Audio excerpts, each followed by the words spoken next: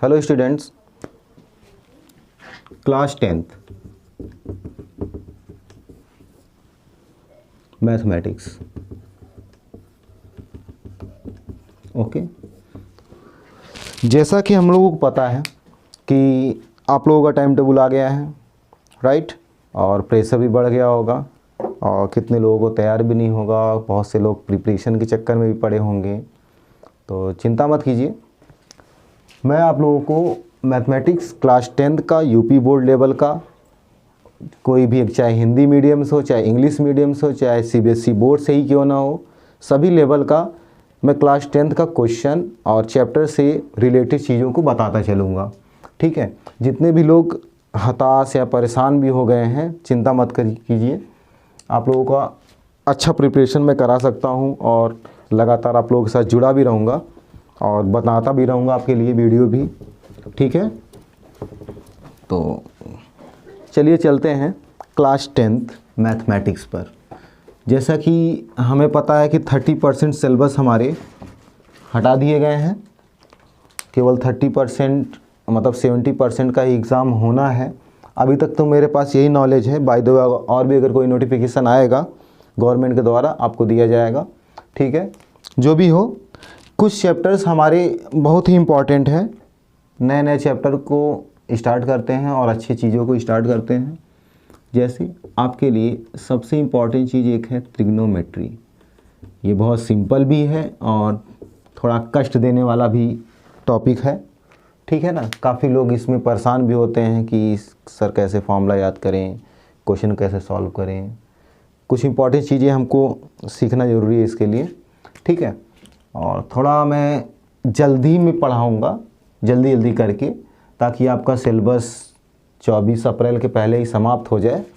ठीक है, लगातार मैं जुड़ा रहूँगा आप लोगों के साथ। कोई भी दिक्कत हो, कोई भी परेशानी हो तो आप मुझसे जुड़ सकते हैं।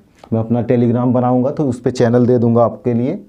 ठीक है, तो उस पर आप लोग कमेंट भी कर सकते हैं, कोई भी प्रॉब्लम हो आप डायरेक्टली भेज सकते हैं उस पर। ठीक है, तो एनीवे स्टार्ट करते हैं हम लोग ट्रिग्नोमेट्री, जिसे हम हिंदी में क्या कहते हैं, त्रिकोणमिति। ठीक है, measurement of triangle, right. Okay, हम लोग देखते हैं। जैसा कि हमें पता है कि क्लास 10th लेवल में, क्लास 10th में केवल और केवल आपको एक ट्रायंगल का प्रयोग करना है और वो ट्रायंगल है right angle triangle. Right angle triangle यानी समकोण त्रिभुज। मेरे वीडियो से हिंदी और इंग्लिश दोनों बोर्ड वाले बच्चे पढ़ सकते हैं, इसलिए कोई दिक्कत नहीं है। मान लेते हैं यहाँ पर बनने वाला एंगल क्या है, थीटा है।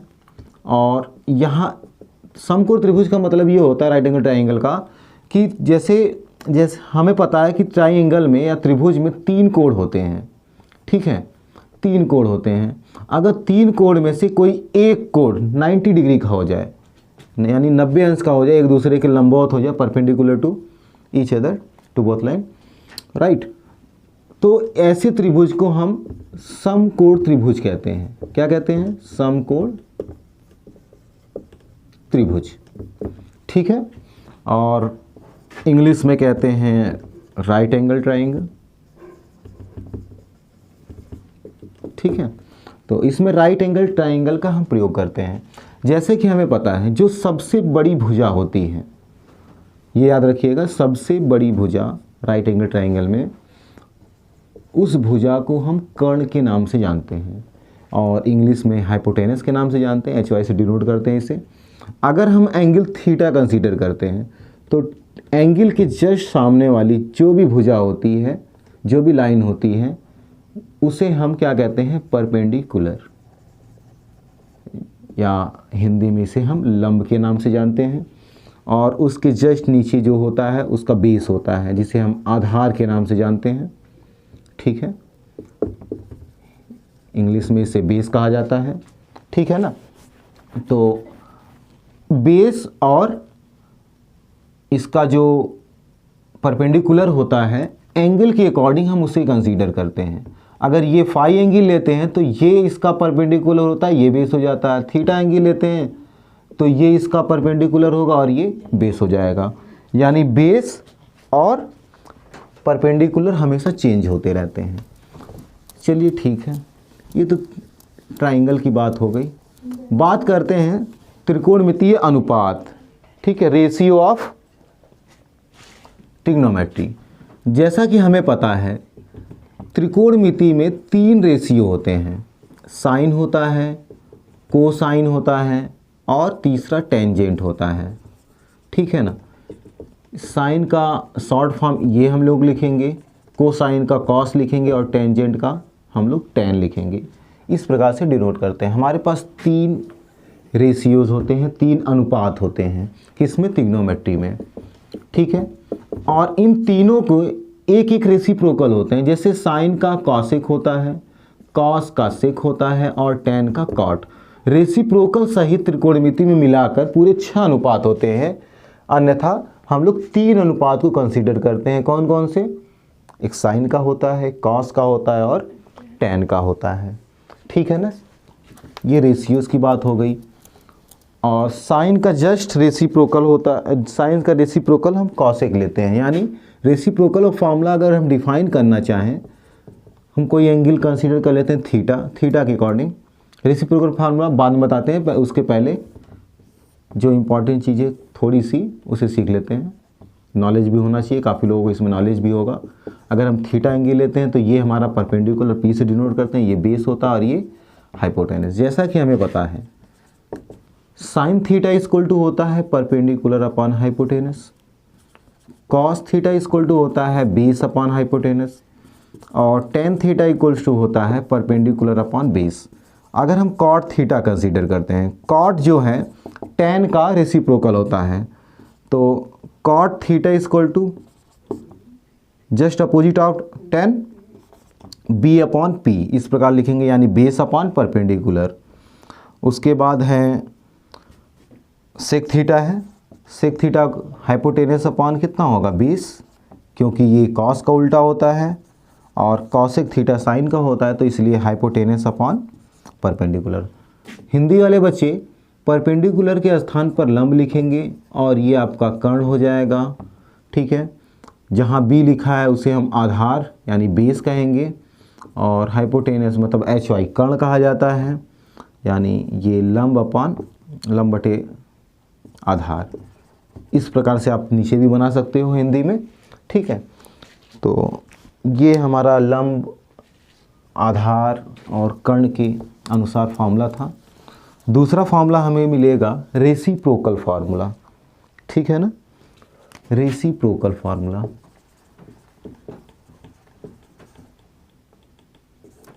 ठीक है, रेसिप्रोकल फार्मूला होता है sine theta equal to 1 upon cosec theta और कॉसेक थीटा इक्वल टू लिखते हैं हम लोग 1 अपॉन साइन थीटा।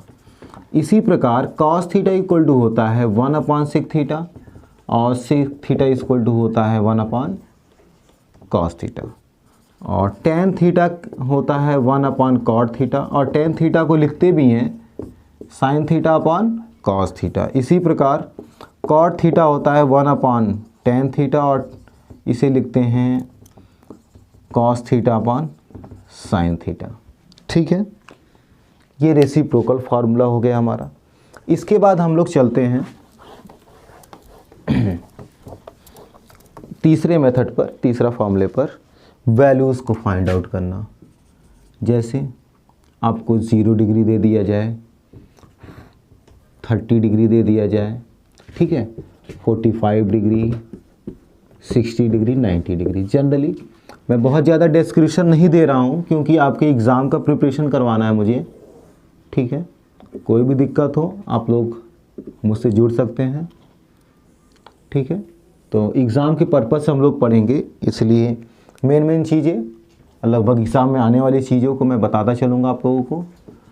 जैसे साइन का फाइंड आउट करते हैं। फाइंड आउट करने के लिए हम नंबर से स्टार्ट करेंगे, 0, 1, 2, 3, 4, इस प्रकार से सभी में 4 से डिवाइड कर देते हैं हम लोग। इस प्रकार से 4 से डिवाइड करने के बाद स्क्वायर रूट फाइंड आउट कर लेंगे। ठीक है ना, तो यहाँ से आने वाला ये 0 आएगा, ये 1/2 आ जाएगा, और ये आएगा आपका 1/√2 आएगा सॉल्व करने पर। इसे हम √3/2 लिख सकते हैं, ये 1। ये देखिएगा साइन 0 डिग्री की वैल्यू 0 है, साइन 30 डिग्री की वैल्यू 1/2, साइन 45 की 1/√2, साइन 60 की √3/2, साइन 90 डिग्री की वैल्यू 1 होती है। अगर हम लोग साइन का लिख लेते हैं तो आसानी से कॉस का भी लिखा जा सकता है। इसका जस्ट अपोजिट कर दीजिए, 1/√3/2, 1/√2, 1/2, 0, ये कॉस का हो गया। इसी प्रकार टेन का, जैसा कि हम लोगों को पता है अभी अभी रेसिप्रोकल फॉर्मूले में हम लोगों ने लिखा है sine theta upon cos theta equal to tan theta होता है। तो इसे हम लोग लिख सकते हैं टेन की वैल्यू, मतलब कि इतना अपॉन इतना, 0/1, 0 लिखेंगे। यहाँ सॉल्व करें √3/2, 1 आएगा, √3, 1/0 मतलब अपरिभाषी, जिसे हम क्या लिख सकते हैं, इनफाइनाइट। ठीक है ना। अब देखिएगा साइन कॉस टेन का हम लोगों ने लिख लिया है। अगर साइन का उल्टा करेंगे कॉस एक्स, यानी 0/1, 0/1 को आप अपोजिट कर दो, मतलब उल्टा कर दो, तो 1/0 हो जाएगा, जिसको इनफाइनाइट कह सकते हैं। तो कॉस एक्स 0 डिग्री की वैल्यू आ जाएगी। 1/2 का उल्टा 2, कॉस एक्स 30 डिग्री का। 1/√2 का उल्टा कितना हो जाएगा, √2 आएगा, कॉस एक्स 45 का। इसी प्रकार से हम सभी वैल्यूज़ को फाइंड आउट कर सकते हैं, और जैसा कि हमें पता है कि रेसिप्रोकल्स इसके क्या होते हैं। ठीक है, बाकी कर लीजिएगा, बहुत से लोगों को पता भी होगा इसमें से, राइट। अब हम लोग चलते हैं आइडेंटिटी पर। किस पर चलते हैं, आइडेंटिटी पर। ट्रिग्नोमेट्री में 3 आइडेंटिटी होती हैं। बहुत से लोगों को इसमें से पता भी होगा कि आइडेंटिटी कितनी होती है, आइडेंटिटी के बारे में नॉलेज भी होगा, जिसे हम हिंदी में सर्वसमीका के नाम से जानते हैं। ठीक है ना। There are 3 identities in trigonometry. पहला होता है sine square theta plus cos square theta equal to 1। दूसरा होता है 1 plus tan square theta equals to sec square theta, और तीसरा होता है आपके लिए 1 plus cot square theta equal to cosec square theta. 3 identities. मैंने कुछ फॉर्मूले बता दिए हैं आप लोगों को, आगे और भी फॉर्मूले हैं हमारे पास, जैसे sine a plus B, cos a plus B, tan a plus B, right. a minus B के रूप में भी फॉर्मूले हैं, sine c plus sine d के रूप में हैं। आगे जैसे जैसे आते रहेंगे मैं आप लोगों को बताता रहूँगा। ठीक है, आपके सिलेबस में जितनी भी चीज़ें हैं लगभग सभी चीज़ को बता दूँगा। ठीक है, आप लोग बने रहिएगा हमारे साथ। तो कोई एग्जांपल जैसे कंसीडर करते हैं, मान लेते हैं एक क्वेश्चन है हमारे पास, if sine a equals to 3/4 then find cos a and tan a। cos a and tan a जैसे दिया गया, यदि साइन a का मान 3/4 हो तब cos a और tan a का मान हमको ज्ञात करना है। ठीक है ना। तो सबसे पहला काम करते हैं, राइट एंगल ट्राइंगल यानी समकोण त्रिभुज बना लेते हैं। जैसे देखते हैं हम लोग, साइन a का मान दिया गया है 3/4, ठीक है ना, और साइन a बराबर होता है लंब बटे कर्ण। लंब बटे कर्ण होने का मतलब परपेंडिकुलर अपॉन हाइपोटेनस। ठीक है ना। तो परपेंडिकुलर यानी 3 यहाँ पर होगा, हाइपोटेनस यानी 4 यहाँ पर हो जाएगा। ठीक है ना, इस प्रकार से। अब हमें क्या काम करना है, cos a और tan a निकालना है यहाँ से। जैसा कि हमें पता है कि cos a इक्वल टू कितना होता है, आधार बटे कर्ण, यानी बेस अपॉन हाइपोटेनस होता है, और tan a इक्वल टू होता है लंब बटे आधार। क्या होता है, लंब बटे आधार, यानी परपेंडिकुलर अपॉन बेस। ठीक है ना, ये हमें पता होना चाहिए।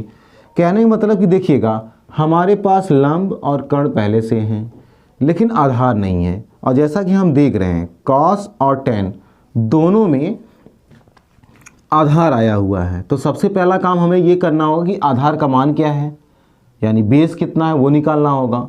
हम लोगों ने सीखा हुआ है, क्लास 7 या 8 में रहा होगा, पाइथागोरस थ्योरम का नाम सुना होगा आप लोगों ने। पाइथागोरस थ्योरम हम लोग केवल राइट एंगल ट्राइंगल में ही लगाते हैं, जैसे AC square equal to AB square plus BC square, इसके अनुसार लगा सकते हैं। जैसे कि हम देखेंगे तो AC की वैल्यू कितनी है 4 और AB की वैल्यू नहीं है, बेस निकालना है हमें, प्लस BC यानी 3 का स्क्वायर, तो हम लोग लिख सकते हैं AB स्क्वायर बराबर कितना, ये 16 हो जाएगा और ये 9, यानी AB का होल स्क्वायर इक्वल टू 7। तो AB इक्वल टू लिख सकते हैं हम लोग √7। थोड़ा लाइटिंग की वजह से मेरे हाथ का छाया आ रहा होगा। तो AB इक्वल टू कितना आ गया √7, यानी बेस हमारा कितना है √7। तो कितना आ जाएगा बेस √7। तो अब हम cos A का मान निकाल सकते हैं, ठीक है ना। तो cos A बराबर आधार बटी कर्ण है, यानी बेस अपॉन हाइपोटेनस है। आधार कितना है √7 है, अपॉन कर्ण कितना है 4 है। और tan A इक्वल टू कितना हो जाएगा हमारे पास, लंब बटे आधार यानी परपेंडिकुलर अपॉन बेस। परपेंडिकुलर कितना है यहाँ पर 3 है, अपॉन √7। देखिएगा ये दोनों मान आ गए। तो आज हम लोगों ने ट्रिग्नोमेट्री में कुछ फॉर्मूले हम लोगों ने सीखे हैं। मैंने एक क्वेश्चन सॉल्व कराया है, और भी क्वेश्चन धीरे धीरे सॉल्व कराता रहूँगा, जो भी लगभग एग्ज़ाम में आते रहेंगे आप लोगों को। तो तब तक के लिए बने रहिए। आज इतना ही, थैंक यू।